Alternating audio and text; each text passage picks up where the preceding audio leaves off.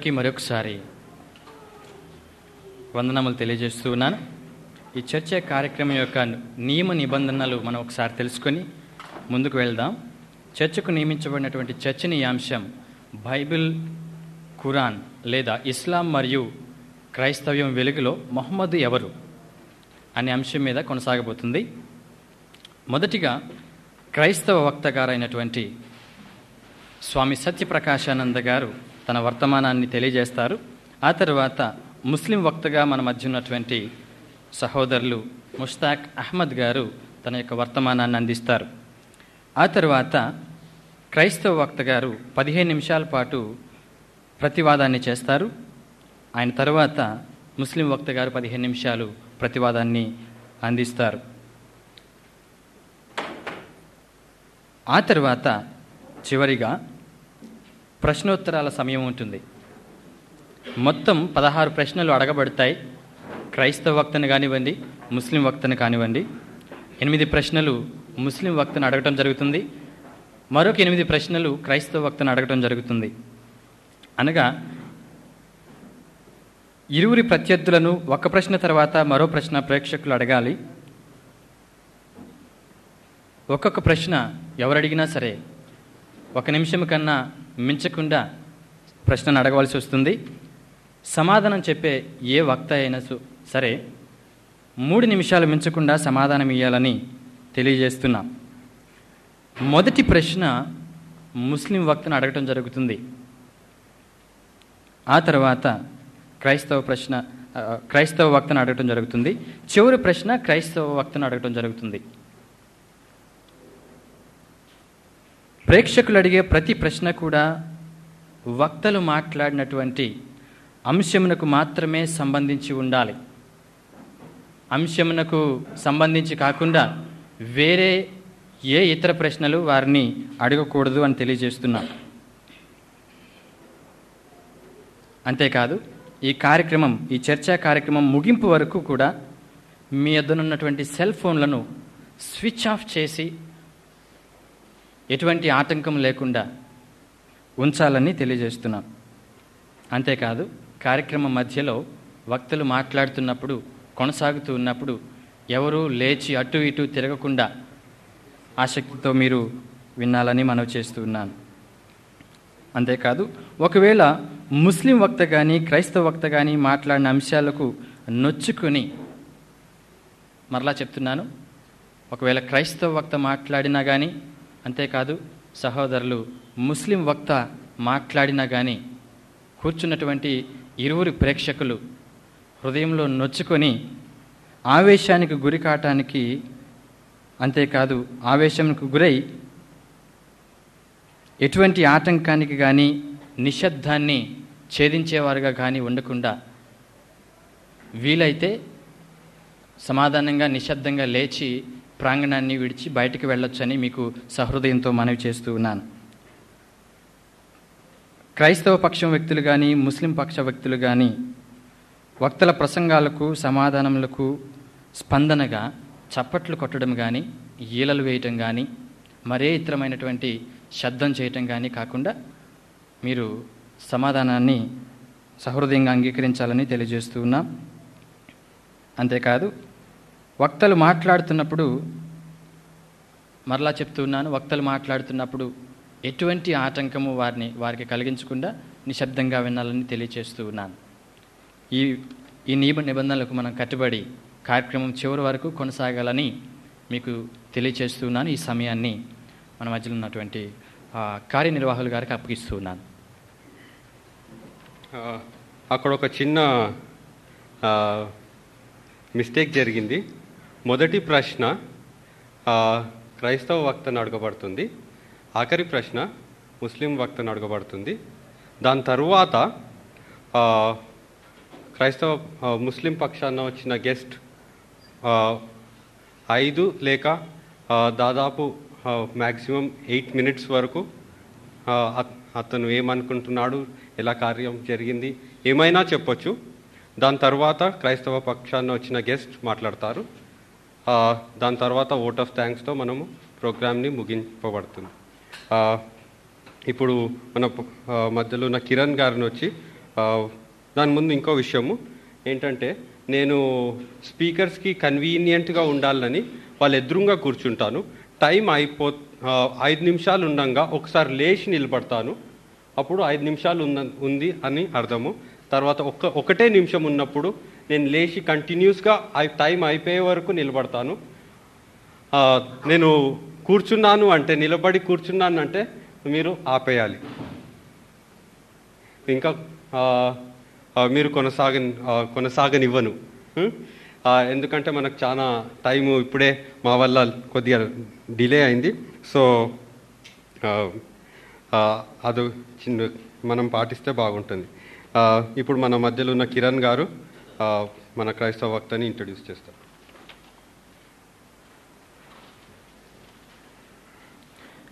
శ్రీ స్వామి సత్యప్రకాశానంద గారు వృత్తిరీత్యా civil engineering చదివారు. ఆ తర్వాత ఉద్యోగం చేస్తూ ఎంఏ సోషియాలజీలో పట్టభద్రులై ప్రస్తుతం కంపారిటివ్ రిలీజియస్ స్టూడెంట్గా పరిశోధన కొనసాగిస్తున్నారు. ఇప్పటికి వీరు తెలుగులో 6 పుస్తకాలను, ఇంగ్లీష్లో 2 పుస్తకాలను రచించారు. సత్యాన్వేషణ వీరు తీవ్రంగా కొనసాగిస్తూ ఏది సత్యం అన్న విషయంలో పరిశీలిస్తున్నట్లుగా వారు నిరంతరము వారి యొక్క ఆలోచన ధోరణి కానీ వారిని చూసినప్పుడు వారితో కలిసి మాట్లాడిన వారికి అందరికీ అర్థమవుతుంది. ఇప్పుడు స్పీకర్ని స్వామి సత్యప్రకాశానంద గారిని వచ్చి ఉపన్యసించాల్సిందిగా కోరుతున్నాను. సృష్టికర్త తండ్రి కుమార పరిశుద్ధాత్మ నామమున క్రైస్తవ ముస్లిం సోదరులందరికీ కూడా వందనములు, శుభాభివందనములు తెలుపుతున్నాను. మిత్రులారా, మహాశైలారా, మేధావులారా, సత్యాన్వేషకులారా, ఈ మధ్యాహ్నం వేళ మనము సత్యమును పరిశోధించడానికి, సత్యమును తెలుసుకోవడానికి మన ముందుంచబడిన అంశం ఇస్లాం క్రైస్తవం వెలుగులో మహమ్మదు ఎవరు? ఇస్లాం క్రైస్తవం వెలుగులో మొహమ్మదు ఎవరు? దీనిని ప్రారంభించడానికి గాను ముందుగా ఖురాన్ గ్రంథంలో నుండే మొదట అసలు మహమ్మద్ గారు ఎవరు అన్నదాన్ని ఈ చర్చ కొరకు నేను ప్రారంభంగా తీసుకుంటున్నాను. ఖురాన్ గ్రంథము సూరా 4వ అధ్యాయము 163వ సూరాలో అల్లా మహమ్మద్తో చెబుతూ ఉన్నారు, ఓ మహమ్మదు, నీవు కూడా ఇంతకుముందు నేను పంపిన ప్రవక్తల వంటి వాడవే అని నీవు అర్థం చేసుకో అని తెలియజేశారు. అలాగే సూరా 6:89 నుండి 90వ వచనంలో ఆయతుల్లో ఇంతకుముందు ప్రవక్తల యొక్క సూచనలను, మార్గదర్శకత్వాన్ని నీవు అనుసరించి నడవాలి అని తెలియజేశాడు. అంతేకాదు 2వ అధ్యాయము 285వ ఆయతు 136వ ఆయతుల్లో కూడా వారి గ్రంథములపై నీవు విశ్వాసం ఉంచాలి అని తెలియజేశాడు.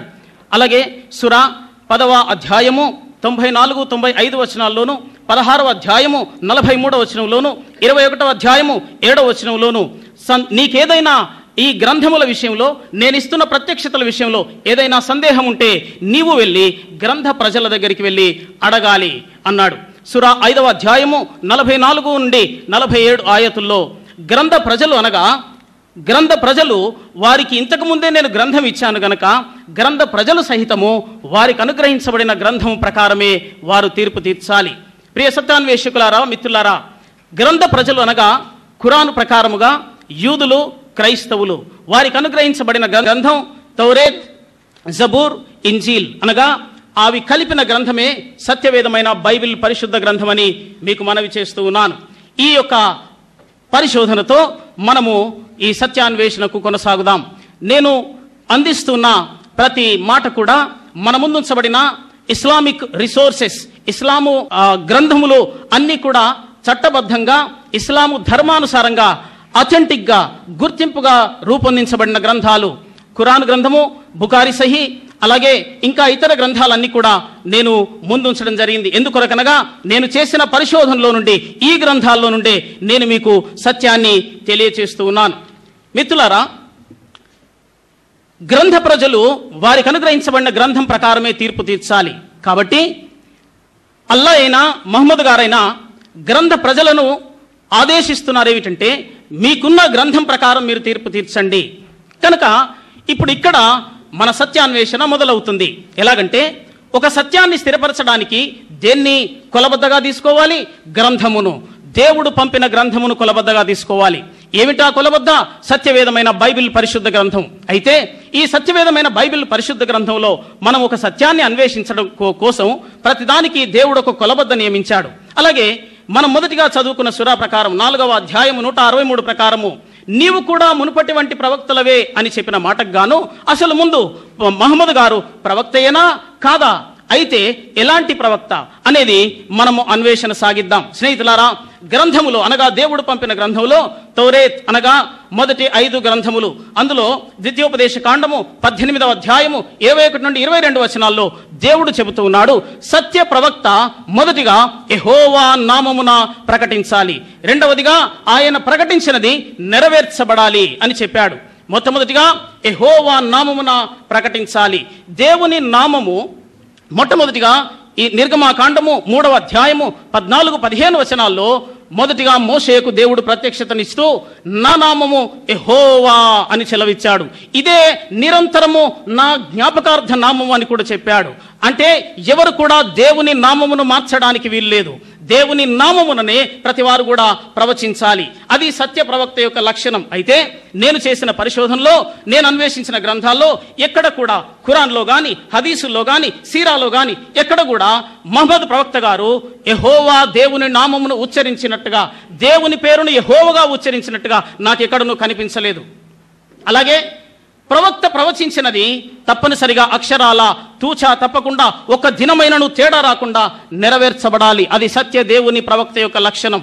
కానీ మనము సూరా 30వ అధ్యాయము 1 నుంచి 4 వచనాలను కనుక పరిశీలన చేస్తే మహమ్మద్ గారు ఒక ప్రవచనం చెప్పారు. ఏమిటా ప్రవచనం?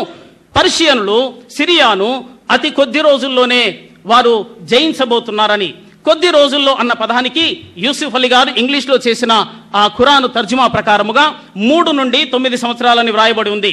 కానీ ఆ 3 నుండి 9 సంవత్సరాల్లో కూడా పర్షియనులు సిరియాను జయించలేదు. ఆ ప్రవచనము అలాగున నెరవేరలేదని మీకు మనవి చేస్తూ ఉన్నాను. అంతేకాదు 3వ క్రైటీరియా ఏమిటంటే, దేవుడు అబ్రహాము, ఇస్సాకు, యాకోబులతో నిబంధన చేశాడు, ఒక కవనెంట్ను ఏర్పాటు చేశాడు. ఆ కవనెంట్ కిందకే, ఆ నిబంధన కిందకే ప్రతి ప్రవక్త కూడా ప్రజలను నడిపించాలి. అది దేవుడు ప్రవక్తకు ఇస్తున్న పని. కానీ మహమ్మద్ గారి జీవితంలో గనక గమనిస్తే, మహమ్మద్ గారు ఎప్పుడు కూడా ఏ పేరునైతే దేవుని పేరున యెహోవా పేరున దేవుడు ఉన్నాడో ఆ యెహోవా దగ్గరకు ప్రజలను నడిపించలేదు. నడిపించిన దాఖలాలు లేవు. అసలు నిబంధన ఏమిటో మహమ్మద్ గారికి తెలుసా? తెలిస్తే ప్రజలను ఎందుకు ఆ నిబంధన వైపు నడిపించలేదు? ఒకవేళ తెలిసిన ప్రజలను ఎందుకు తప్పుదారి పట్టించాడు, వేరే దారిలో నడిపించాడు అన్నది సత్యాన్వేషకులు ఆలోచించాలి, దానికి సమాధానం ఇవ్వాలి. 4వ క్రైటీరియా, 1 పేతురు పత్రిక 1వ అధ్యాయము 10 నుండి 11 వచనాల ప్రకారము ప్రతి ప్రవక్త కూడా మెస్సియా కొరకు ఎదురు చూశాడు, మెస్సియా ఇచ్చే రక్షణ కొరకు ఎదురు చూశారు, మెస్సియా జరిగించబోయే యజ్ఞము కొరకు, మరణము కొరకు, పునరుత్థానము కొరకు ఎదురు చూశారు. అయితే మహమ్మద్ గారి జీవితంలో ఎక్కడ కూడా రక్షణ అనే పదము తన నోట పలికినట్టుగాని, రక్షణ గురించిన అర్థాన్ని ఇచ్చినట్టుగా గాని, మానవాళి కొరకు మెస్సియా చేసిన బలియాగమును గురించి ఆయన అర్థం చేసుకున్నట్టుగా గాని, మరణించి పునరుత్థానమైనట్టుగా గాని ఎక్కడ కూడా దాఖలాలు లేవు, ఎక్కడ కూడా ఆధారాలు లేవు. అలాగే 5వ క్రైటీరియా, అపోస్తల కార్యములు 3వ అధ్యాయము 24 నుండి 26 వచనాల ప్రకారము సమూయేలు మొదలుకొని ప్రతి ప్రవక్త కూడా యేసుక్రీస్తు జరిగించబోయే బలియాగమును గురించి, మరణమును గురించి, పునరుత్థానాన్ని గురించి ప్రవచించారు. అలాగైతే ఏ ప్రవక్త ఇంతకు ముందు ఉంచిన ప్రవక్తలందరూ కూడా అలాగూ ప్రవచిస్తే, మహమ్మద్ గారు మాత్రం ఎక్కడ కూడా యేసు బలియాగమును గురించి కానీ, యేసు రక్త ప్రోక్షణ ద్వారా పాప క్షమాపణ కలిగి మానవ జాతికి విడుదలవుతుందని కానీ ప్రకటించలేదు. 6వ క్రైటీరియా, లూకా సువార్త 24వ అధ్యాయము 27 వచనము 44 నుండి 47 వచనాల్లో మోషే ప్రవక్తలందరూ కూడా నన్ను గురించి వ్రాశారు అన్నాడు. ఏమని రాశారు నిన్ను గురించి అంటే, ఆదికాండం 3వ అధ్యాయం 15వ వచనంలో, ఇదిగో స్త్రీ సంతానముగా ఒక ఆయన పుట్టి ఆయన సాతాను యొక్క తలను చితగొడతాడు. అలాగే ఎలాగూ చితగొడతాడంటే ఆయన శిలువ మరణం ద్వారా చితగొడతాడని వ్రాయబడి ఉంది. ప్రియ స్నేహితులారా, మహమ్మద్ గారి ప్రవక్త పరిచర్యను గనక గమనిస్తే ఆయన యేసుక్రీస్తు ఏ పని కొరకు పంపబడ్డాడో ఈ లోకంలోనికి ఆ పనియే అర్థం కాలేదు. అంతేకాదు ప్రవక్తలందరూ ఏ కాన్సెప్ట్తో, ఏ దర్శనముతో పనిని జరిగించారో ఆ దర్శనము మహమ్మద్ గారి ప్రవక్త జీవితంలో ఇక్కడ కూడా కనిపించట్లేదు. ఒకవేళ నేను చెబుతున్న ఈ విషయాలతో సోదరులు ముస్తాక్ గారు అంగీకరించకపోతే, ప్రవక్త గారికి యెహోవా నామము తెలుసా? తెలిస్తే ఎందుకు ప్రజలకు దాన్ని వివరించలేదు? ఒకవేళ తెలిసినా నిర్లక్ష్యం చేసి దాచిపెట్టాడా?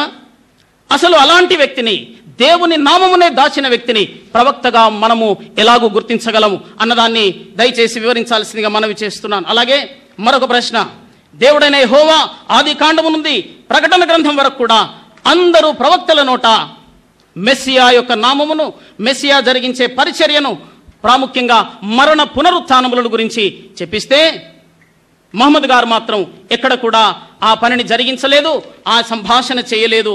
ఎందుకని? ఆయన సత్య ప్రవక్త అయితే ఎందుకు ఈ మర్మమును, ఇది మర్మముగా తనకుండిపోయింది, ఈ సత్యం ఎందుకు తనకు అర్థం కాలేదు? స్నేహితులారా, ప్రవక్తను గుర్తించడానికి దేవుడు పెట్టిన మరొక నియమము ఏమిటంటే, ఇర్మియా గ్రంథము సంఖ్యాకాండము 23వ అధ్యాయము 23వ వచనములో, నా సత్య ప్రవక్తల మీద ఎలాంటి దురాత్మ శక్తుల ప్రభావము కానీ, మాంత్రిక శక్తుల ప్రభావము కానీ పని చేయకూడదు, పని చేయదు అని దేవుడు చెప్పాడు.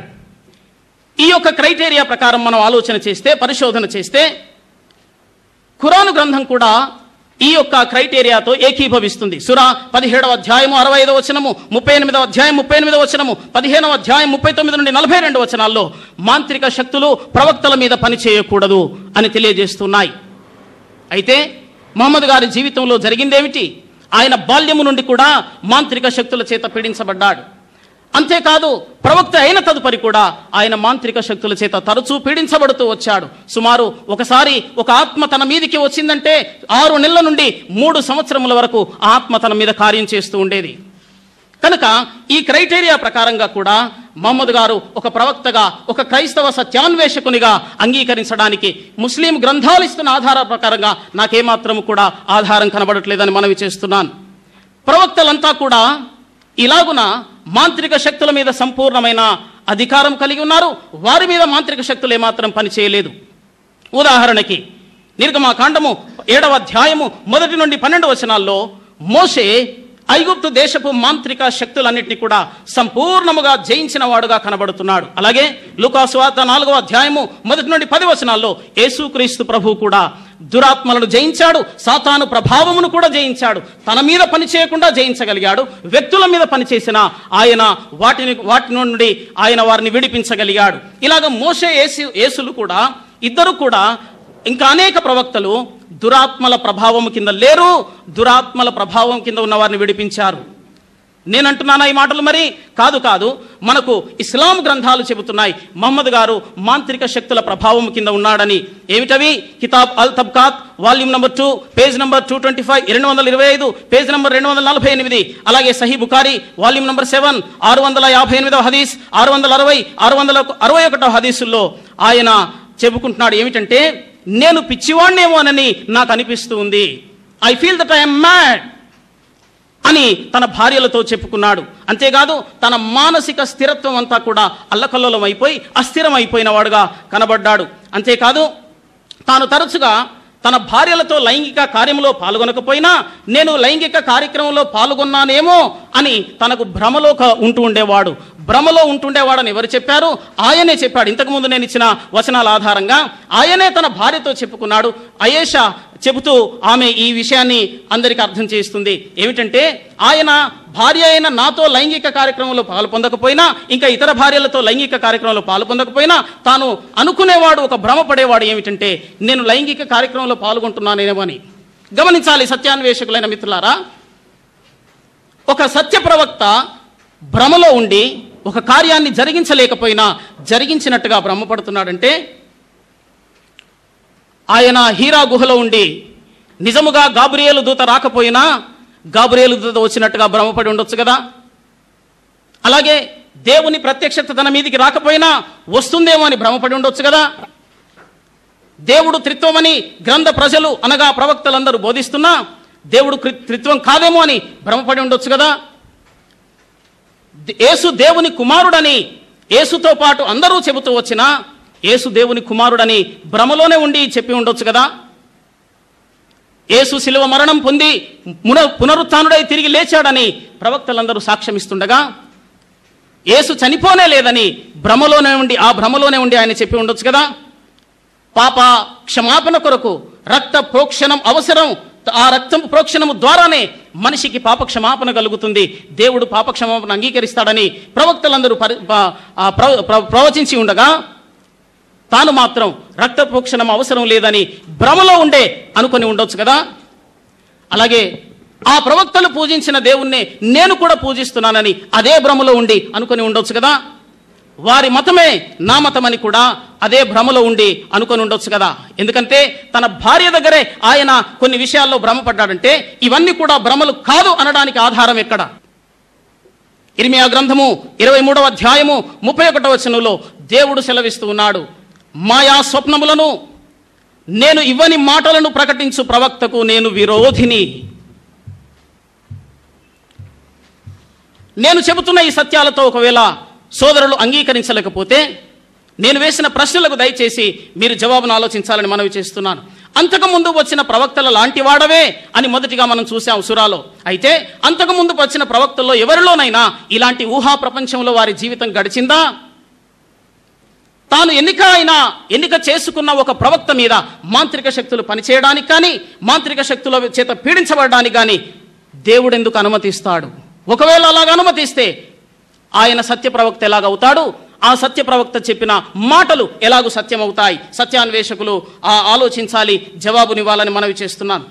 భ్రమంలో ఉన్న వ్యక్తి తన జీవితంలో జరిగే సత్యమునే సరిగ్గా గ్రహించలేనప్పుడు వ్యక్తుల జీవితానికి అవసరమైన సత్యాన్ని ఎలాగూ ప్రకటించగలడని నేను ప్రశ్నిస్తున్నాను. అతని ప్రత్యక్షతలు సత్యములని మనం ఎలాగూ నమ్మాలి, ఒప్పుకోవాలి? 3వ క్రైటీరియా, సత్య ప్రవక్త ఇతరుల మాటలను దొంగిలించకూడదు. ఇర్మియా గ్రంథము 23వ అధ్యాయము 33వ వచనం. స్నేహితులారా, ఈ సత్యాన్ని ఖురాన్ షరీఫ్ కూడా అంగీకరిస్తుంది. ఏమిటది?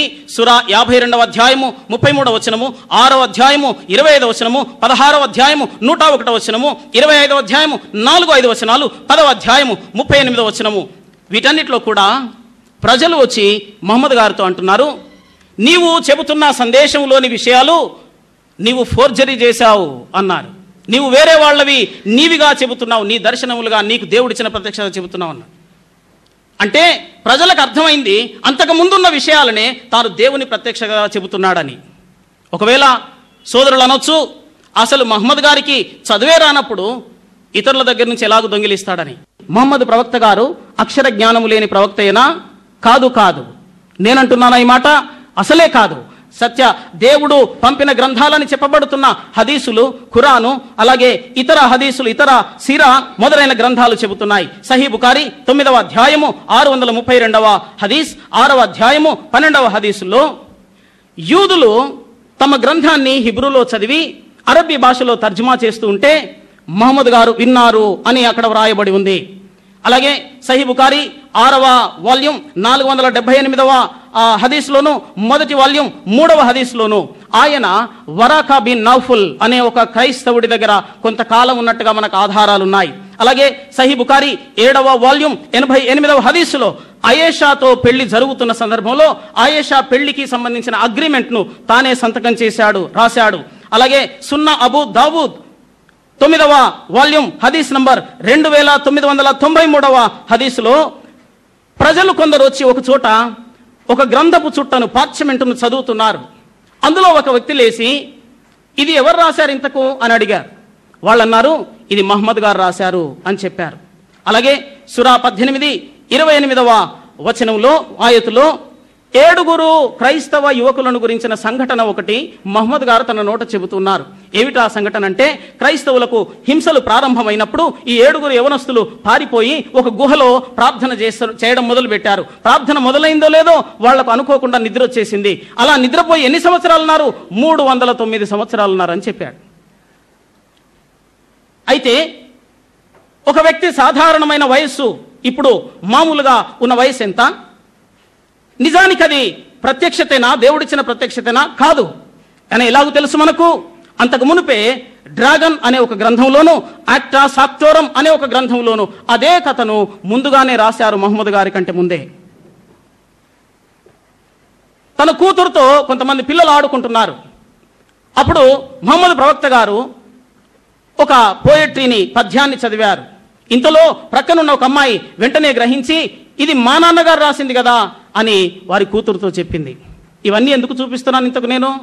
ఎందుకంటే మహమ్మద్ గారికి వ్రాయడం వచ్చని, చదవడం వచ్చని, ఇతర కథలను విన్నాడని, క్రైస్తవుల దగ్గర కూడా కొన్ని సంగతులు నేర్చుకున్నాడని మనకు అర్థమవుతుంది. Ibn Hisham volume number 1 page number 262లో ఆయన చదివినట్టుగా కూడా వ్రాయబడింది. సహీ బుఖారీ మొదటి వాల్యూమ్ 65వ హదీస్, 114వ హదీస్, 4వ వాల్యూమ్ 288వ హదీస్, 393వ హదీస్, 5వ వాల్యూమ్ 716, 717 హదీస్, 7వ వాల్యూమ్ 573వ హదీస్, 9వ వాల్యూమ్ 468వ హదీస్. ఈ హదీసులన్నీ ఏం చెబుతున్నాయంటే మహమ్మద్ గారు మరణ పడకలో ఉన్నప్పుడు ఆయన చివరిగా ఒక మాట రాయాలని ఆశించాడు, ఏదో చెప్పాలని ప్రయత్నం చేశాడు.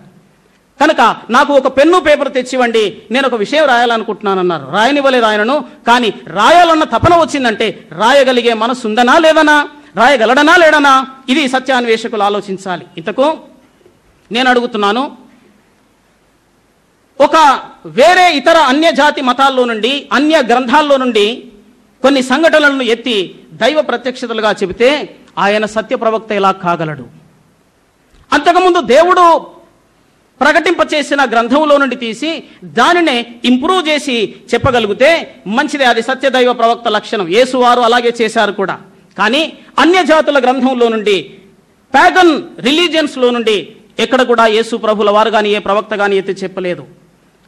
తోరా విన్నాడని అర్థమవుతుంది మనకు. ఎందుకు కాపీ చేయలేడు తాను? వరాకా బిన్ నౌఫల్ దగ్గర క్రైస్తవుడైన అతని దగ్గర కొన్నాళ్ళు ఉన్నాడు అంటే తప్పనిసరిగా క్రైస్తవ సంగతులు, క్రైస్తవ గ్రంథంలోని సంగతులు అతనికి తెలియజేసి ఉండాలి కదా. అగ్రిమెంట్ సంతకం చేశాడంటే ఆయన వ్రాయగలడు అని అర్థం. వ్రాయలేడని ఎలాగనగలం?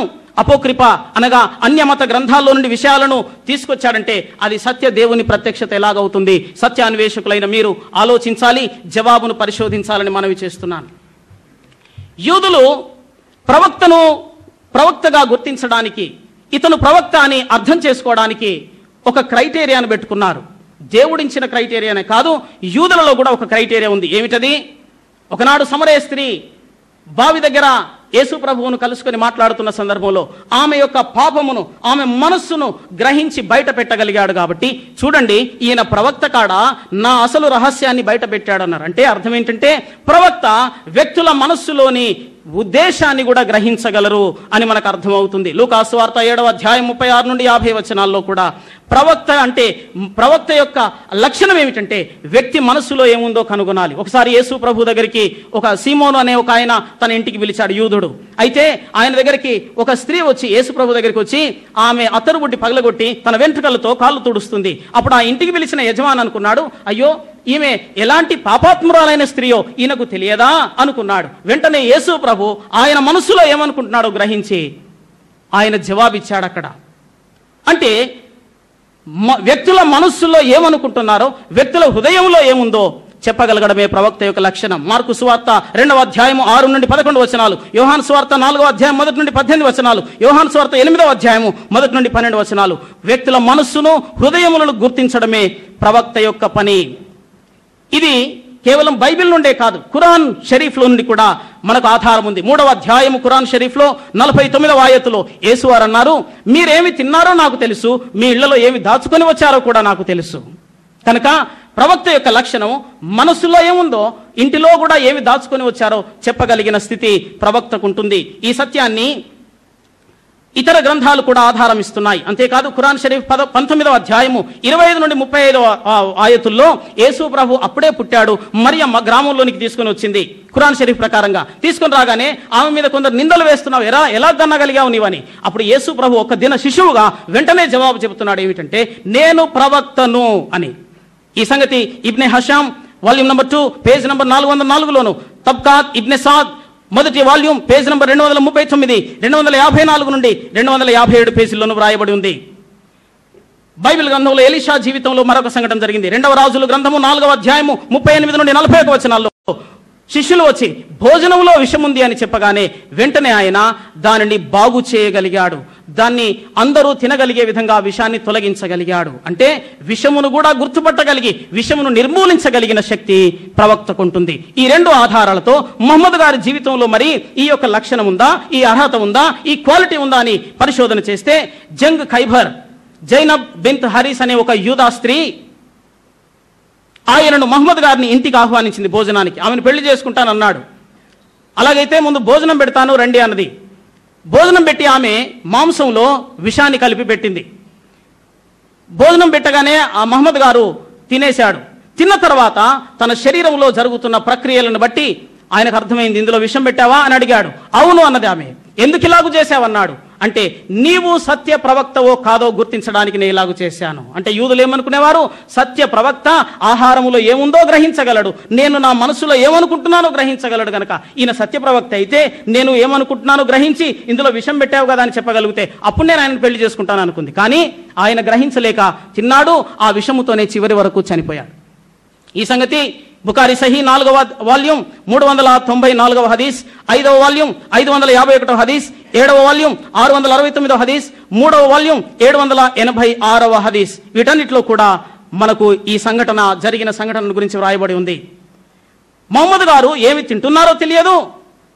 ఎలీషాకైతే విషాన్ని విరగొట్టాడు. కానీ మహమ్మద్ గారు ఒకవేళ తిన్నాడు, తన శరీరంలో ఉన్న విషాన్ని కూడా స్వస్థపరచగలిగే శక్తి ప్రవక్త మహమ్మద్ గారికి లేకపోయింది. ఆమె ఏమనుకుంటూ తనకు భోజనం పెట్టిందో ఆమె మనసులోనిది కూడా గ్రహించలేకపోయాడు. తాను ప్రవక్తనన్న సంగతి కూడా తనకు అర్థం కాలేదు. ఒక క్రైస్తవుడైన వరాకా బిన్ నౌఫల్ అర్థం చేయిస్తే నీవు ప్రవక్తవు అని అర్థం చేస్తే అప్పుడు అనుకున్నాడు. నిజానికి ఆ వరాకా బిన్ నౌఫల్ అనే ఆయన నిజానికి నిజమైన క్రైస్తవుడు కాదు, ఒక హెరిటిక్ కల్టిక్ క్రిస్టియన్.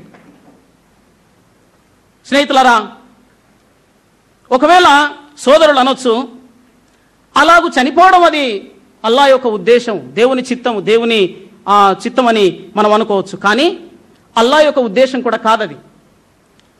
ఇబ్నె సాద్ మొదటి వాల్యూమ్ పేజ్ నంబర్ 263 నుండి 265 వరకు ఉన్న వచనాలను మనం గమనిస్తే ఈ విషప్రయోగం జరిగిన తర్వాత గాబ్రియేలు దూత వచ్చి మహమ్మద్ గారి కొరకు ప్రార్థన చేశాడు. అయినా అతనికి స్వస్థత కలగలేదు. అంతేకాదు అల్లాయే మహమ్మద్ గారి కొరకు ప్రార్థన చేశాడు. ఖురాన్ షరీఫ్ 2వ అధ్యాయము 157వ ఆయతు, 33వ అధ్యాయము 43వ ఆయతు, 33వ అధ్యాయము 56వ ఆయతు, ఇవన్నిట్లో కూడా అల్లా తన ప్రార్థనలను మహమ్మద్ గారి కొరకు పంపాడు. మరి ఏం జరిగింది? మహమ్మద్ స్వస్థత పొందాడా?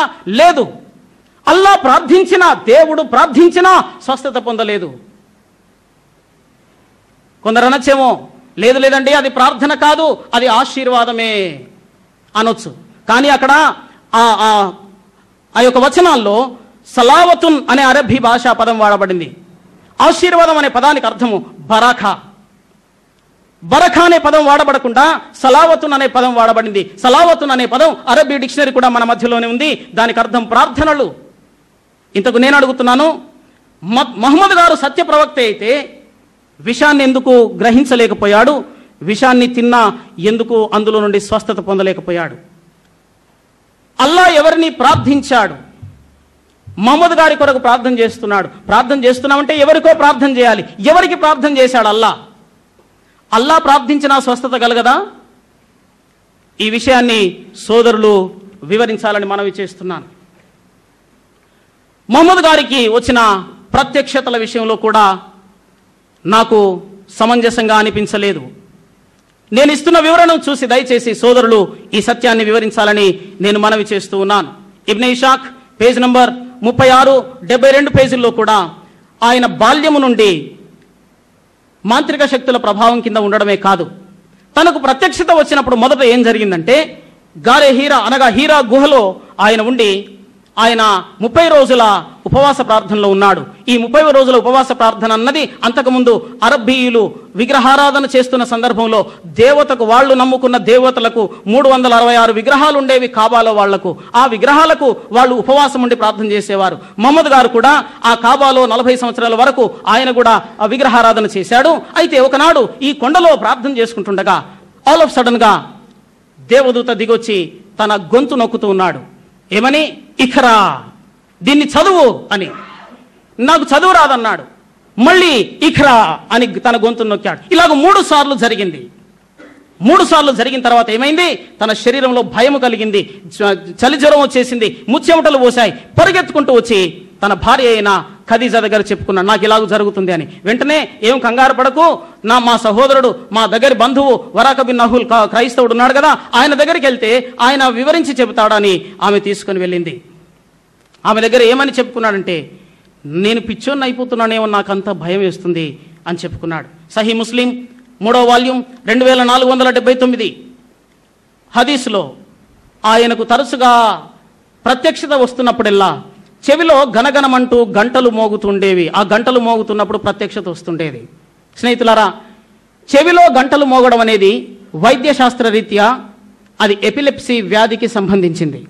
అంటే మూర్ఛ వ్యాధి ఉన్న వాళ్ళలో తరచుగా ఈ నరములలో ఏదో వింతైన శబ్దం వస్తూ ఉంటుంది అని వైద్యశాస్త్రం చెబుతుంది. ఇంతకీ ఏ ప్రవక్త అయినా, సత్య ప్రవక్తకు దేవుడు తన ప్రత్యక్షతనిచ్చినప్పుడు ఇలాంటి గనగనమంటూ గంటలు మోగే పరిస్థితి ఎక్కడైనా సంభవించిందా? సత్యాన్వేషకులు పరిశోధించాలి, ఆలోచించాలి. అలాగే ఏ సత్య ప్రవక్తకైనా దేవుని ప్రత్యక్షత వచ్చినప్పుడు తలనొప్పి భయంకరంగా రావడం కానీ, కండరాలన్నీ ముడుచుకుపోవడం కానీ జరిగిందా? జరగలేదు. కానీ మహమ్మద్ గారికి అలాగూ జరిగింది. నేనంటున్నానా ఈ మాటలు? కాదు. సహీ బుఖారీ 1వ వాల్యూమ్ 2వ వచనము 2వ హదీస్, అలాగే సహీ బుఖారీ 6వ వాల్యూమ్ 479వ హదీసులో ఈ సంగతులు వ్రాయబడి ఉన్నాయి. మరొక ఆశ్చర్యకరమైన ప్రత్యక్షత ఏమిటంటే, మహమ్మద్ గారికి చాలా మంది భార్యలు ఉండేవారు. అయితే ఆ భార్యల్లో తనకిష్టమైన భార్య అయేషా. అయితే తనకు అయేషా దగ్గర ఆమె మంచం మీద ఆమె దుప్పట్లో పడుకున్నప్పుడే నాకు ప్రత్యక్షత, దైవ ప్రత్యక్షత వచ్చేది అని చెప్పుకున్నాడు. నేను అనట్లేదు ఈ మాటలు, సత్యాన్వేషకులు గ్రహించాలి. నేను చేసిన ఇస్లామిక్ రిసోర్సెస్ నుండి చేసిన పరిశోధనను మీ ముందు ఉంచుతున్నాను. బుఖారీ సహీ 5వ వాల్యూమ్ 119వ హదీసులో ఈ సంగతి వ్రాయబడింది. తనకు ప్రత్యక్షతలు అయేషా గారి దుప్పట్లో పడుకున్నప్పుడే వచ్చేవని. అవును, ఇంతకీ అంతకుముందు ప్రవక్తల వంటి వాడవే అన్నాడు కదూ. అంతకుముందు ప్రవక్తల్లో ఎవరిలోనైనా ఇలాగున ప్రత్యక్షత సంభవించిందా? దేవుని ప్రత్యక్షత వచ్చినప్పుడు భార్య దగ్గర ఉన్నప్పుడు వచ్చిన దాఖలాలు ఏమైనా ఉన్నాయా? సత్యాన్వేషకులు ఆలోచించాలని మనవి చేస్తున్నాను. ఖురాన్ షరీఫ్ 22వ అధ్యాయము 52వ ఆయతులో సీరా పేజ్ నంబర్ 165 నుండి 167వ పేజీల్లో ఏమని వ్రాయబడిందంటే, దేవుని ప్రత్యక్షతలు తనకు వస్తున్నప్పుడు సాతాను తన ఆలోచనలను, తన మాటలను ఆ ప్రత్యక్షతలో చూపించాడు అని వ్రాయబడింది. Satan annulled his words and thoughts. Bukhari Sahih 9వ వాల్యూమ్ 111వ హదీస్, 1వ వాల్యూమ్ 3వ హదీస్లో ఆయన ప్రవక్తగా ఎంచబడిన తర్వాత కూడా దురాత్మల చేత పీడించబడుతూ వచ్చాడు. బుఖారీ సహీ 7వ వాల్యూమ్ 658, 660, 661 హదీసుల్లో ఆయన మాంత్రిక శక్తుల చేత తరచూ పీడించబడుతున్నాడు. తబారీ 6వ వాల్యూమ్ పేజ్ నంబర్ 76, 9వ వాల్యూమ్ పేజ్ నంబర్ 167లో సాతాను నుండే తనకు ప్రత్యక్షతలు వస్తున్నాయని కూడా అక్కడ వ్రాయబడి ఉంది. స్నేహితులారా, ఇలాగున బుఖారీ సహీ 4వ వాల్యూమ్ 490, 8వ వాల్యూమ్ 89, 400 హదీసుల్లో కూడా సాతాను శక్తుల ప్రభావము తన మీద పనిచేస్తుందని అర్థమవుతుంది. స్నేహితులారా, ఏ ప్రవక్తకు తన భార్య దుప్పట్లో పడుకొని ఉన్నప్పుడు దైవ ప్రత్యక్షతలు వచ్చాయి? ఒకవేళ అయేషా దగ్గర దైవ ప్రవక్తలు తనకు సంభవిస్తే, అంతకు ముందు వచ్చిన ప్రవక్తలు, ఆమెను పెళ్లి చేసుకోకముందు వచ్చిన ఆ ప్రత్యక్షతల సంగతి ఏమిటి? అవి ఎలాగొచ్చాయి? మరి సత్యాన్వేషకులు ఆలోచించాలి. జైనబ్ అనే స్త్రీని కూడా తాను పెళ్లి చేసుకున్నాడు. అనగా తన పెంపుడు కుమారుడైన ఆ కుమారుని యొక్క భార్యను తర్వాత మహమ్మద్ గారు పెళ్లి చేసుకున్నారు. జైనబ్ గారి పెళ్లి విషయంలో అల్లా చెప్తున్నాడు, నేనే ఆమెను నీ కొరకు భార్యగా పరలోకంలోనే నేను నియమించి పంపిస్తున్నాను అన్నాడు. పరలోకంలో నియమించబడి పంపించబడిన భార్య దగ్గర దేవుని ప్రత్యక్షతలు రావట్లేదు, కానీ అందరికంటే చిన్న వయసులో 6 సంవత్సరంలోనే పెళ్లి చేసుకుని 9 సంవత్సరముల వయసులోనే ఆమెతో కాపురం పెట్టిన ఆ అయేషాకు మాత్రం, అయేషా దగ్గర ఉన్నప్పుడు మాత్రం ప్రత్యక్షతలు వస్తున్నాయి. ఇది ఎంతవరకు దైవ ప్రత్యక్షతయో సత్యాన్వేషకులు దయచేసి సహృద్భావంతో, పరిశోధనాత్మకమైన మనసుతో, నిష్పక్షపాత ధోరణితో పరిశోధించాలని, ఆలోచించాలని మనవి చేస్తున్నాను. తర్వాత మహమ్మద్ గారు తాను ప్రవక్తగా అభిషేకించబడక ముందు, ప్రవక్తగా అభిషేకించబడిన తర్వాత కూడా పాపములు చేస్తూనే ఉన్నాడు, పాపములు జరిగిస్తూనే ఉన్నాడు. ఎవరంటున్నారు ఈ మాట? నేను కాదు, ఇస్లామిక్ రిసోర్స్ గ్రంథాలు ఇస్తున్న సాక్ష్యం. మిష్కాతుల్ ముసాబి వాల్యూమ్ నంబర్ 3 పేజ్ నంబర్ 366లో ఆదాము సంతానం అంతా పాపులే అని ఉంది. ఆదాముకు పుట్టిన సంతానములో మానవులు ఎవరెవరైతే ఉన్నారో వారందరూ కూడా పాపులే. మహమ్మద్ గారు కూడా ఆదాము సంతానంలో నుండే వచ్చాడని బైబిల్ గ్రంథం, ఖురాన్ షరీఫ్ కూడా చెబుతున్నాయి. కనుక మహమ్మద్ గారు పాపియే. బుఖారి సహీ 4వ వాల్యూమ్ 64వ హదీస్, 6వ వాల్యూమ్ 71వ హదీస్ ఏం చెబుతుందంటే, సాతానుడు ప్రతి బిడ్డ తల్లి గర్భంలో నుండి పుడుతుండగానే, తల్లి గర్భం నుండి బయటకు వస్తుండగానే గిల్లుతాడు. అందుచేత ఆ చిన్న బిడ్డ ఏడుస్తుంటాడని. కానీ యేసును, ఆయన తల్లి అయిన మరియను మాత్రం సాతానుడు తాకలేకపోయాడు. సాతాను తాకడం అంటే అర్థం ఏంటి? సాతాను పాపమునకు, ప్రతి విధమైన దురాత్మ శక్తులకు మూలం.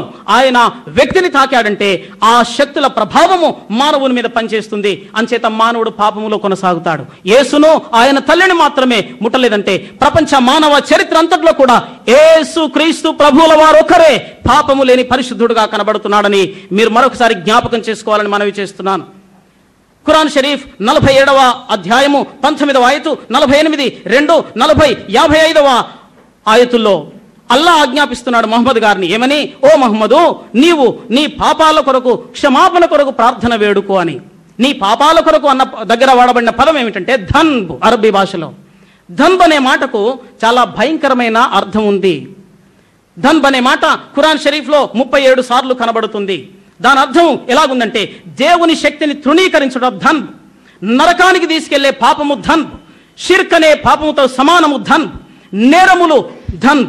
ఈ పాపాన్ని బట్టే దేవుడు నోవహు కాలంలోని అందరినీ కూడా జలప్రలయంలో ముంచివేసి చంపేశాడు ధన్బును బట్టే. అలాగే సొదొమ గొమొర్రా పట్టణాలను కూడా ధన్బ్ అనే పాపాన్ని బట్టే దేవుడు నాశనం చేశాడు. 7వ అధ్యాయము 100 సూరాలు 100 ఆయతులో ఈ పాపము శిక్షార్హమైనది. ధన్బ్ శిక్షార్హమైన పాపము. 8వ అధ్యాయము 52లో నేరాలకన్నిటికీ ఉండే శిక్ష ఏమిటో ధన్బ్ అనే పాపానికి కూడా అదే శిక్ష ఉంటుంది. తప్పుడు పనులు చేయుట ధన్బ్, చెడు చేసేవారు ధన్బ్ జరిగిస్తున్నారు, వ్యభిచారం చేసేవారు ధన్బ్ జరిగిస్తున్నారు, కిడ్నాప్ చేసేవారు ధన్బ్ జరిగిస్తున్నారు, విగ్రహారాధనతో సమానము ధన్బ్. భరించలేనంత శిక్షార్హమైనది ధన్బ్, నరకానికి తీసుకొని వెళ్తుంది ధన్బ్. ఈ ధన్బును గురించి నీవు క్షమాపణ వేడుకో, నీ పాపముల కొరకు వేడుకో అని అల్లా ఆజ్ఞాపిస్తూ ఉన్నాడు. స్నేహితులారా, దేవుడు సమస్త జ్ఞాని. దేవుడు మహమ్మద్ గారిని ఆజ్ఞాపిస్తున్నాడంటే ఆయన జీవితంలో పాపం ఉన్నదనా లేదనా? పాపము లేదు అని మనం చెప్పే ప్రయత్నం చేస్తే అల్లా అబద్ధం ఆడుతున్నాడా? అల్లా అబద్ధమాడాడు సత్యవంతుడైతే మహమ్మద్ గారు పాపము చేశాడని ఒప్పుకోక తప్పదు మనం. రెండవదిగా, మహమ్మదు మీరు ఒప్పుకున్నా ఒప్పుకోకపోయినా మహమ్మదు తనకు తానే నేను పాపిని అని ఒప్పుకుంటున్నాడు. ఏమని?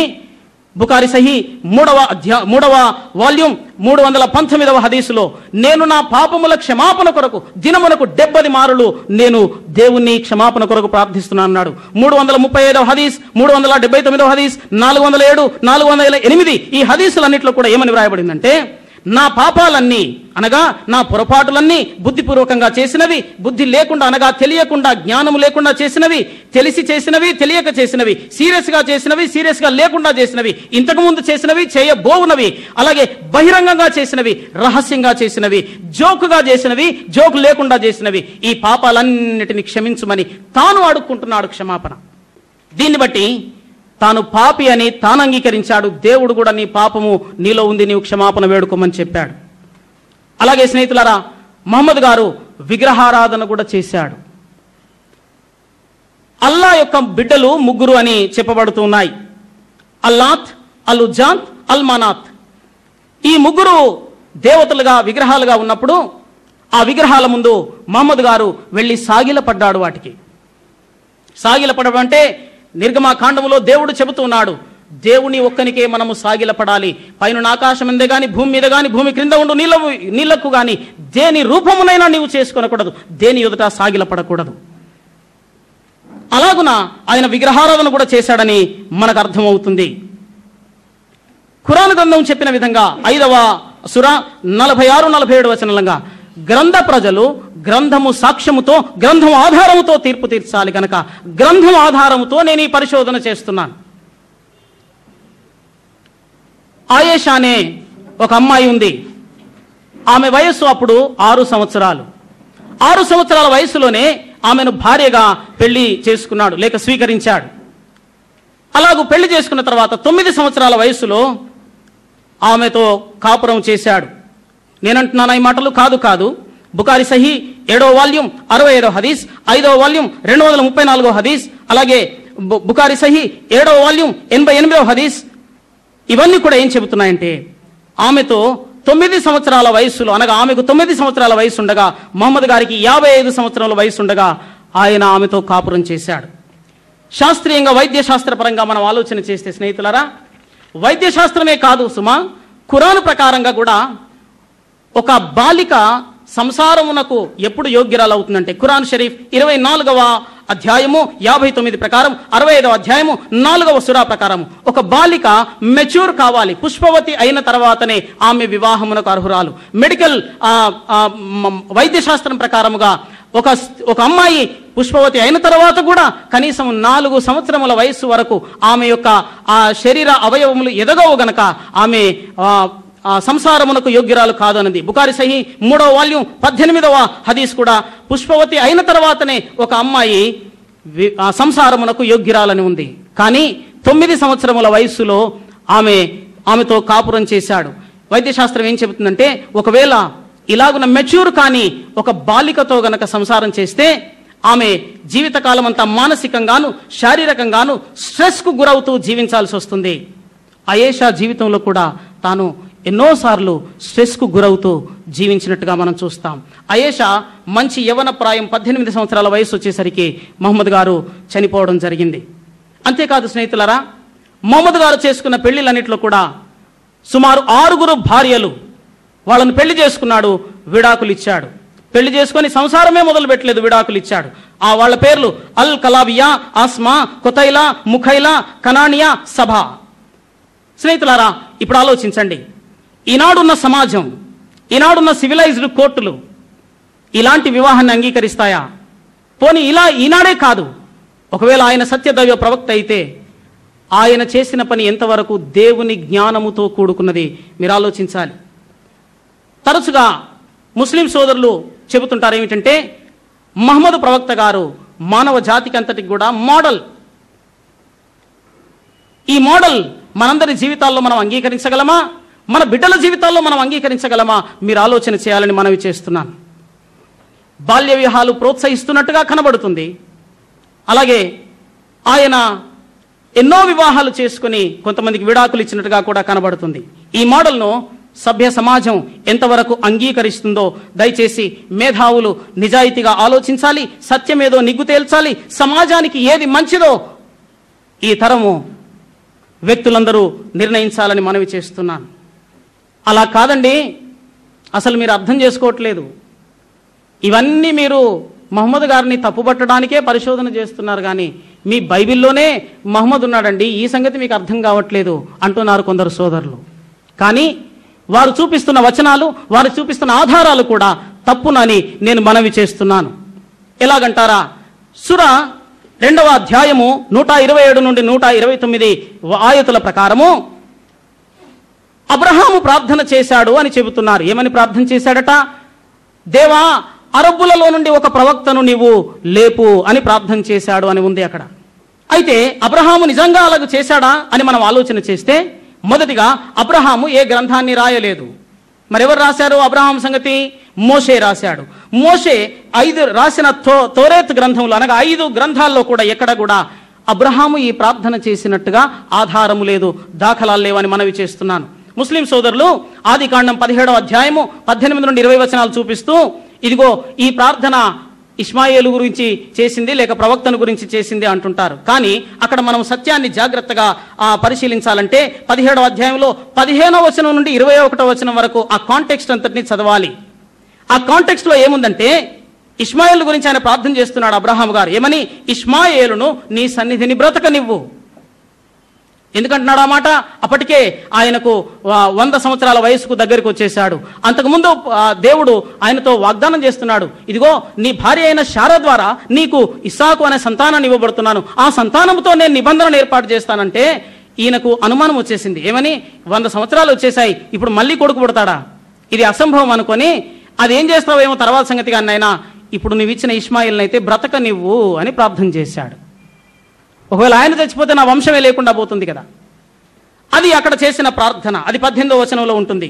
20వ వచనంలో దేవుడు జవాబిస్తున్నాడు ఇష్మాయేలును గురించి, నీవు చేసిన ప్రార్థనను నేను విన్నాను అని. ఏం ప్రార్థన చేశాడు? బ్రతకనివ్వని. దేవుడు ఏమంటున్నాడు? నేను విన్నాను, ఓకే బ్రతకనిస్తాను. కానీ ప్రవక్తను లేపమన్న ప్రార్థన తోరాలో ఎక్కడ కూడా మనకు కనిపించదు. అంతేకాదు ప్రవక్త పరిచర్య ఇష్మాయేలు వంశానికి ఎక్కడ దేవుడు వాగ్దానం చేయలేదు. ఖురాన్లో కానీ బైబిల్ గ్రంథంలో కానీ మనకు కనబడుతున్నది ఏమిటంటే అబ్రహాము, ఇస్సాకు, యాకోబుల ద్వారా, యాకోబు నుండి ఇశ్రాయేలీల ద్వారా ప్రవక్త పరిచర్యను కొనసాగిస్తానన్నాడు దేవుడు. ఆది కాండం 21వ అధ్యాయం 2వ వచనము, 22వ అధ్యాయం 15 నుండి 18 వచనాలు, 26 నుండి 24 వచనాలు, 28 నుండి 13, 15 వచనాలు, 35వ అధ్యాయం 11, 12 వచనాలు, నిర్గమాకాండం 3వ అధ్యాయం 3 నుండి 12 వచనాల్లో మనం ఈ యొక్క దేవుడు నియమిస్తున్న ఆ ప్రవక్త పరిచర్యను గురించి మనం కనుగొనగలం. స్నేహితులారా, సోదరులు అనవచ్చు, సురా 7వ అధ్యాయము 157, 158 ఆయతులను చూపిస్తూ మోషే ప్రార్థించాడు కదా ఒక ప్రవక్త గురించి అని. కానీ మోషే ప్రార్థించినది కూడా ఖురాన్ ప్రకారంగా కూడా మహమ్మద్ ప్రవక్త గారి గురించి కాదు అని ఇందు మూలంగా మనవి చేస్తున్నాను. సురా 7లో 157 నుండి 158 ఆయతులో ఏముంది? అసలు ఒక 5 లక్షణములు కలిగిన ఒక ప్రవక్తను మీరు వెంబడించండి, ఆ లక్షణములు కలిగిన ప్రవక్తను మీరు వెంబడిస్తే మీరు సక్సెస్ అవుతారు, you will be success in your life అని చెప్పాడు. ఏమిటి ఆ లక్షణాలు? ఆ ప్రవక్తకు చదవడము రాయడము రానివాడై ఉండాలి. అలాగే తోరాలోనూ ఇంజిల్లోనూ అతని పేరు చెప్పబడి ఉండాలి. అంతేకాదు ఆయన మంచి చెడులను గురించి బోధించాలి. ఆయన వెలుగులో నడిచిన వారు రక్షింపబడతారు లేక విమోచించబడతారు. వారి భారముల నుండి ఆయన వారందరినీ విడిపిస్తాడు. ఇది అక్కడ వ్రాయబడి ఉన్న సంగతి.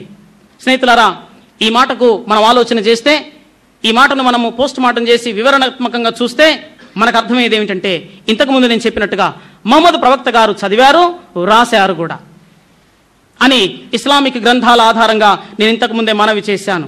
అంతేకాదు ఇబ్నే హిషాం ఉర్దూలో ఉంది. అది 1వ అధ్యాయము 262వ హదీస్లో ఏమున్నదంటే, అందులో ఉన్న విధంగానే నేను చదివానని మహమ్మద్ గారు సాక్ష్యం ఇస్తున్నారంటే he know how to read. అలాగే సై బుఖారీ 7వ వాల్యూమ్ 88వ హదీస్లో ఏమున్నదంటే, అయేషాతో జరిగిన పెళ్లి అగ్రిమెంట్లో ఆయన సంతకం చేశాడు, రాశాడు అని. ఇక రెండవది వస్తే తోరాలోను ఇంజిల్లోనూ తన పేరు ఉంది అని మనకు సురా 7లో 157లో కనబడుతుంది. నిజానికి తోరాలో ఉన్నదా? తోరా అంటే మోషే గారు రాసిన 5 గ్రంథాలను చెప్పాను. మరి లేదు. మరి ఎక్కడ చూపిస్తున్నారు సోదరులు అంటే, ద్వితీయోపదేశ కాండం 18వ అధ్యాయం 18 నుండి 21 వచనాలు చూపిస్తున్నారు. ఏమిటది? ఓ మోషే, నీవు వెళ్ళి ఇలాగూ చెప్పు. ఏమిటి? నీ వంటి ప్రవక్తను వారి అనగా ఇశ్రాయేలీయుల సహోదరులలో నుండి నేను వారి కొరకు లేపుతాను అని. ఇష్మాయేలు వంశము హాగరు ద్వారా ఎప్పుడో వేరైపోయింది. ఇశ్రాయేలీయులు యాకోబు ద్వారా జన్మించారు. ఈ ఇశ్రాయేలీయుల వంశంలో నుండి ఒక ప్రవక్తను లేపుతానన్నాడు. దీనికి కొందరు ముస్లిం సహోదరులు ఇచ్చిన వ్యాఖ్యానము విచిత్రంగా కనబడింది నాకు. ఏమిటదంటే, ఇది మహమ్మద్ గారి గురించే. ఎందుకు అంటే, మోషే వంటి ప్రవక్త అంటే మోషే సాధారణ జన్మనెత్తాడు, అలాగే మహమ్మద్ కూడా సాధారణంగానే తల్లిదండ్రులకు పుట్టాడు.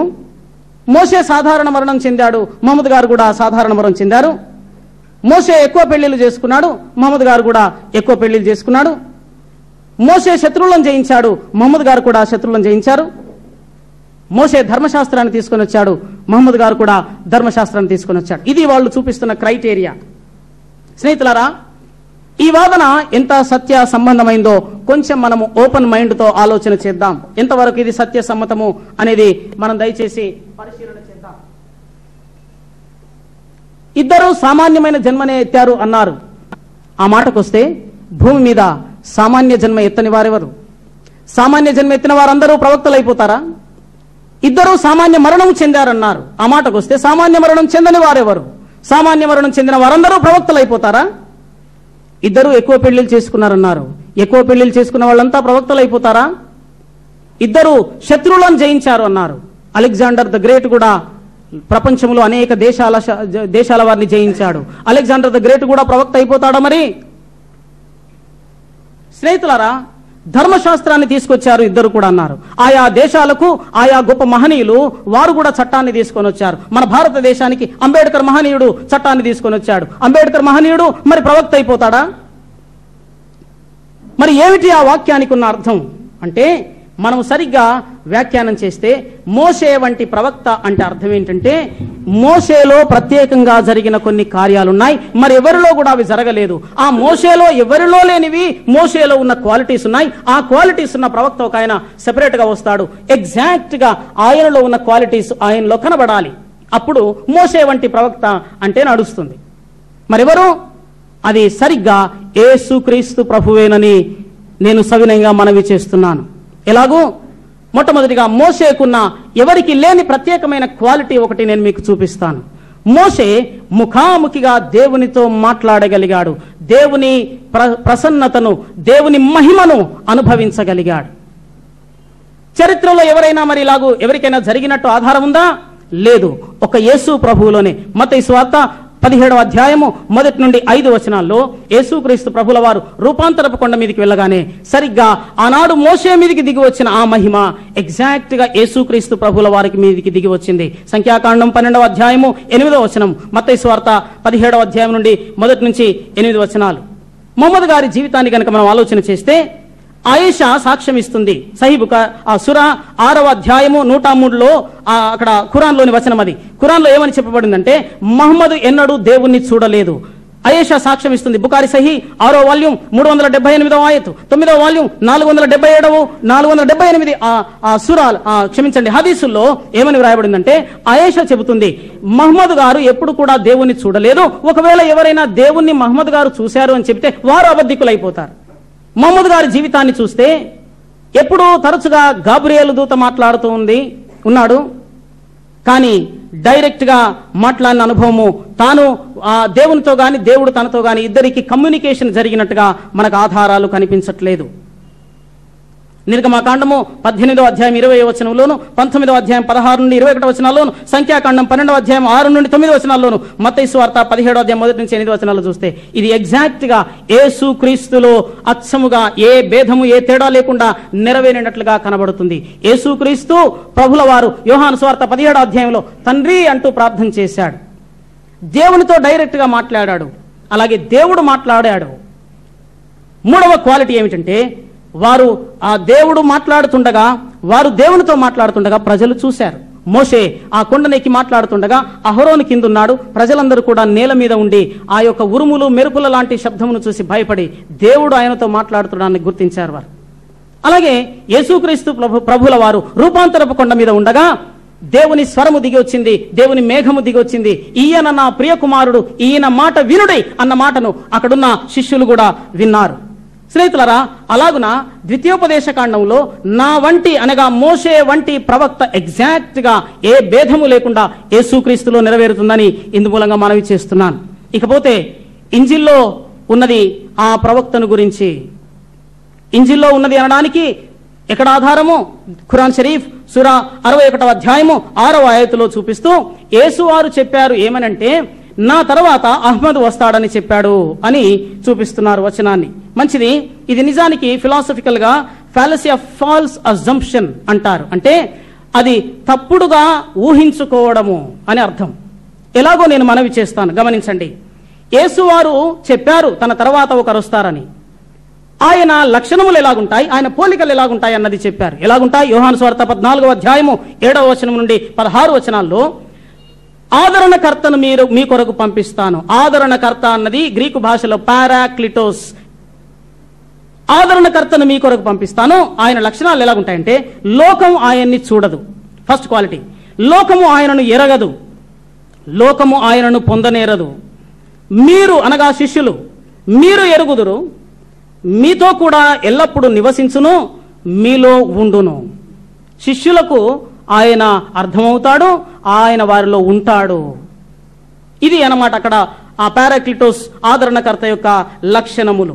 స్నేహితులారా, మనం ఆలోచన చేస్తే, ఒకవేళ ఈ వచనము యేసువారు చెప్పింది మహమ్మద్ గారి గురించి అని మనం అనుకుంటే, లోకం ఆయన్ని చూడలేదా?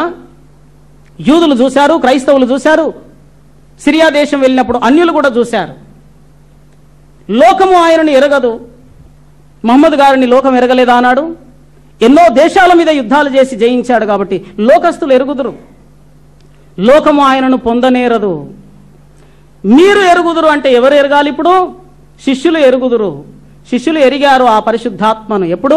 అపోస్తుల కార్యములు 1వ అధ్యాయము 8వ వచనంలోను, 2వ అధ్యాయము 1 నుంచి 4 వచనాల్లో శిష్యులు ఎరిగారు ఏమిటంటే, వారి మీదకి బలముగా గాలి వంటిది ఒక శక్తి వచ్చినప్పుడు, అగ్ని నాలుకల వంటిది ఒకటి దిగి వచ్చినప్పుడు ఆయన వారి మీదకి దిగి వచ్చాడు. ఆయన వారిలో ఉన్నాడు. వారు ఆయనను గుర్తుపెట్టాడు, మాలోనికి పరిశుద్ధాత్ముడు వచ్చాడని. వాళ్లతో ఉన్నాడు. శిష్యులతో ఇప్పటికీ కూడా పరిశుద్ధాత్ముడు ఉన్నాడు.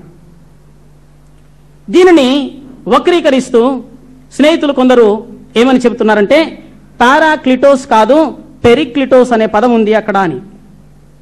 ఓకే, పెరిక్లిటోస్ అనే పదానికి కూడా మనం అర్థాన్ని చూస్తే వెల్ హర్డ్ అనే అర్థం ఉంది, కానీ ఆదరణకర్త, కంఫోర్టర్ అనే అర్థం లేదు.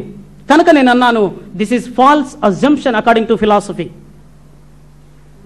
అహ్మద్ అంటే అర్థం ఏమిటంటే స్తుతింపదగిన వాడు. ఒకవేళ యేసువారే చెప్పారనుకోండి, నా తర్వాత మరొక అహ్మద్ వస్తాడని, వేరొక ఆదరణకర్త వస్తాడన్నాడు, మరొక అహ్మద్ వస్తాడని చెప్పాడు అనుకోండి, మరొకని ఎప్పుడు వాడతాం మనం పదం? అంతకుముందు ఒక మహమ్మద్ వచ్చి ఉండాలి. అంతకుముందు ఒక మహమ్మద్ వస్తే, ఇప్పుడు మళ్ళీ ఒక మహమ్మద్ వస్తే మరొక మహమ్మద్ నేను పంపిస్తానన్నది. కానీ చరిత్రలో మనం చూస్తే అంతకుముందు మహమ్మద్ పేరు కలిగిన ఎవరు వచ్చినట్టుగా లేదు. ఆదరణకర్త యొక్క లక్షణములలో ఒకటి పరిశుద్ధాత్మ అన్నాడు. యేసుప్రభువే అన్నాడు, పరిశుద్ధమైన ఆత్మ. ఈ పరిశుద్ధాత్మ లక్షణములలో మొదటిది పరిశుద్ధత. కానీ మనం చూసాం ఇంతసేపు మహమ్మద్ గారి జీవితంలో ఆయన ధన్బ్ అనే పాపాన్ని జరిగించి, ఇంకా ఇతర అనేకమైన పాపాలను, విగ్రహారాధనను కూడా జరిగించి, తన పాపముల కొరకు పశ్చాత్తాపడుతూ క్షమాపణ వేడుకోమని అల్లా గారు అన్నారు. మహమ్మద్ గారు కూడా వేడుకున్నారు దినమునకు 70 మార్లు. ఇకపోతే 4వ లక్షణం, మంచి చెడులను బోధిస్తాడు ఆయన అని ఉంది. ఖురాన్ గ్రంథము 7వ అధ్యాయము 188వ ఆయత ప్రకారము మహమ్మద్ గారు తనకు తాను చెప్పుకుంటున్నారు, నాకు మంచి ఏదో చెడు ఏదో తెలియదు.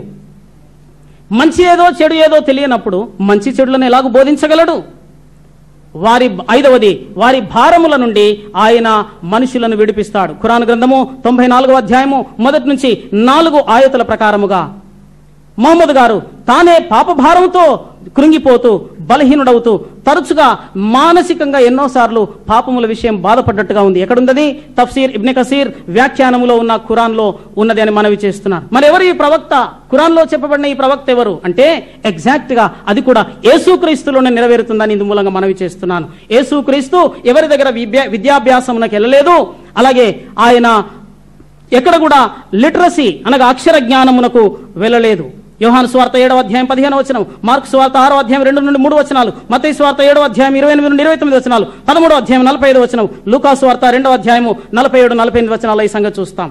అలాగే తోరాలో వ్రాయబడి ఉండాలి. తోరాలో అనగా మోషే రాశాడు. మోషే రాసిన ప్రవక్త యేసేనని ఆనాటి యూదులు గుర్తించారు. అలాగే బాప్తిసం ఇచ్చి యోహాను గుర్తించాడు. ఇతరులు కూడా, శిష్యులు కూడా గుర్తించారు యేసును గురించి. అంతేకాదు ఇంజిల్లో ఉండాలి. ఇంజిల్ అనగా సువార్త, కొత్త నిబంధన అని అర్థం.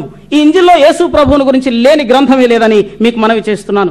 మంచి చెడులను గురించి బోధించాలంటే ఖురాన్ గ్రంథమే యేసు ప్రభువుని గురించి సాక్ష్యం ఇస్తుంది. 3వ అధ్యాయము 50వ ఆయతు, మత్తయి సువార్త బైబిల్ గ్రంథంలో మత్తయి సువార్త 5వ అధ్యాయం 17 నుండి 48 వచనాలు, మార్కు సువార్త 7వ అధ్యాయము 1 నుంచి 23 వచనాల్లో ఆయన నీతిని గురించి, మంచిని గురించి, చెడును గురించి బోధించాడు.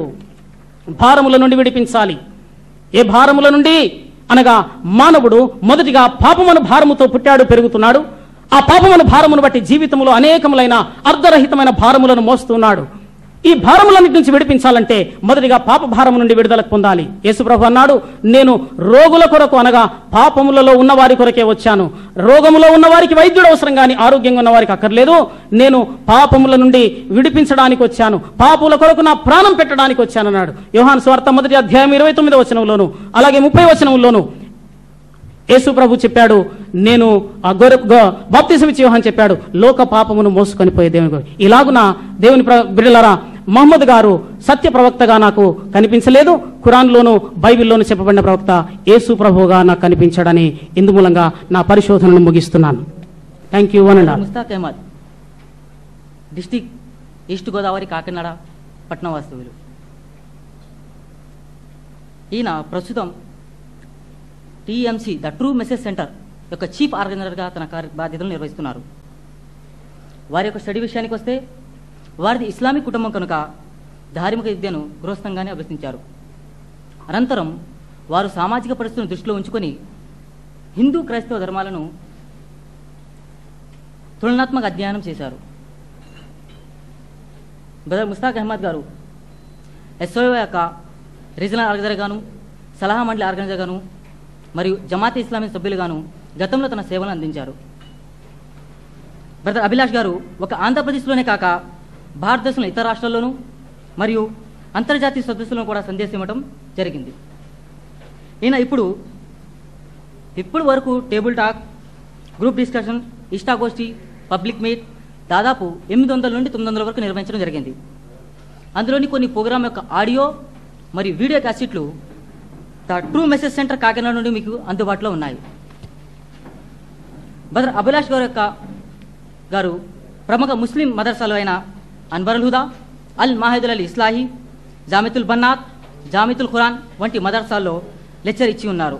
ఇంకా జామితుల్ దారుస్సలాం, ఉమ్రాబాద్ తమిళనాడు, జామితుల్ సలఫీ ఉత్తరప్రదేశ్, కర్ణాటక, జార్ఖండ్, పశ్చిమ బెంగాల్ ఇంకా అనేక రాష్ట్రాల్లో కూడా తన సందేశాన్ని ఇచ్చి ఉన్నారు. బ్రదర్ అభిలాష్ గారి యొక్క ప్రత్యేకత ఏమిటంటే ఆయన దేశవాసులను సహజంగాను సరళంగాను కలుసుకోవడం ఈయన ప్రత్యేకతలో ఒక ప్రత్యేకత ఇమిడి ఉంది. కలుసుకోవడం, కలుపుకోవడం ఈయన ప్రత్యేకతలో ఆయన అడుగులు వేస్తున్నారు. అందులో ముఖ్యంగా అయితే ఇప్పుడు ఈయన ప్రపంచీకరణ ప్రయోజనం పొందాలి అంటే అనే పుస్తకంను బైబిల్, గీత, ఖురాన్ వెలుగులో రాయటం జరిగింది. మన క్రైస్తవ పండితుల కోసం ఎంతో శ్రద్ధతో చక్కనైన తెలుగు భాషలో క్రైస్తవులోని అపార్థాలు, బైబిల్లోని యథార్థాలు, క్రైస్తవులోని అపార్థాలు, బైబిల్లోని యథార్థాలు అనే పుస్తకం ఆయన రచించారు. మరియు మన హిందూ సోదరుల కోసం భగవద్గీత వెలుగులో సృష్టికర్త మనశ్శాంతి అనే పుస్తకాన్ని కూడా ఆయన రచించారు.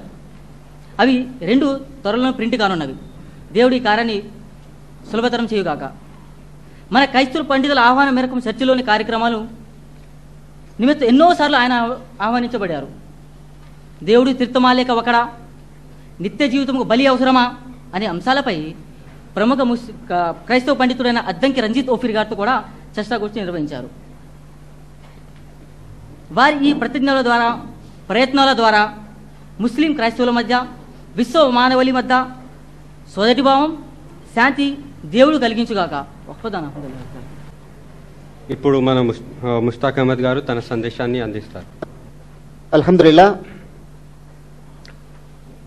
अल्हम्दुलिल्लाहि रब्बिल आलमीन, अस्सलातु वस्सलामु अला रसूलिहिल करीम, अम्मा बाद। क़ाल अल्लाहु तआला फ़िल क़ुरानिल मजीद वल फ़ुरक़ानिल हमीद, फ़अऊज़ु बिल्लाहि मिनश शैतानिर रजीम, बिस्मिल्लाहिर रहमानिर रहीम। व अरसलनाक लिन्नासि रसूला कफ़ा बिल्लाहि शहीदा। सदक़ल्लाहुल अज़ीम। వేదికను అలంకరించిన క్రైస్తవ ముస్లిం పెద్దలు, ఈ ప్రత్యేక సత్యాన్వేషణ సదస్సులో నా తోటి వక్త అయినటువంటి మిత్రులు, అలాగే ఈ సభలో హాజరైనటువంటి గౌరవ క్రైస్తవ ముస్లిం సోదర సోదరిమణులారా, అస్సలాము అలైకుం వరహమతుల్లాహి వబరకాతుహు.